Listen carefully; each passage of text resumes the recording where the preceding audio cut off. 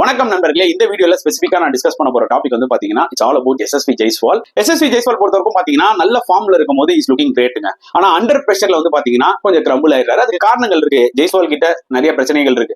Attitude issues இருக்கு, ego இருக்கு.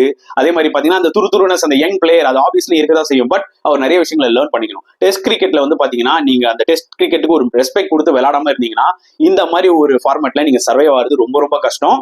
ஏன்னா அவர் அவுட் ஆன விதத்தை பாருங்க. ஃபர்ஸ்ட் இன்னிங்ஸ்லயுமே ஜோஃப்ரா ஆர்ச்சர், ஏன்னா அந்த ரெண்டாவது பாலே அவர் அப்படி பீட்டன் ஆகும்போது எனக்கு தெரியும் இவர் ஏன் வந்து அவர் கவுண்டர் அட்டாக் பண்ண பாக்குறாரு. முதல்ல அந்த போலருக்கு ரெஸ்பெக்ட் கொடுத்த ஆடு எப்படி போடுறான்னு.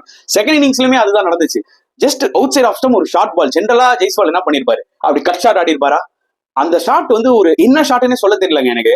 அதாவது புல்லும் கிடையாது, உக்கும் கிடையாது, கைண்ட் ஆஃப் ஒரு புவர் ஷாட் தான் சொல்ல முடியும். சோ மைண்ட்ல ஆல்ரெடி வந்து இவர் வந்து ஜோஃப்ரா ஆர்ச்சர் அடிக்கணும் அப்படின்னு வந்திருக்காரு. அப்படிலாம் நீ வர முடியாது.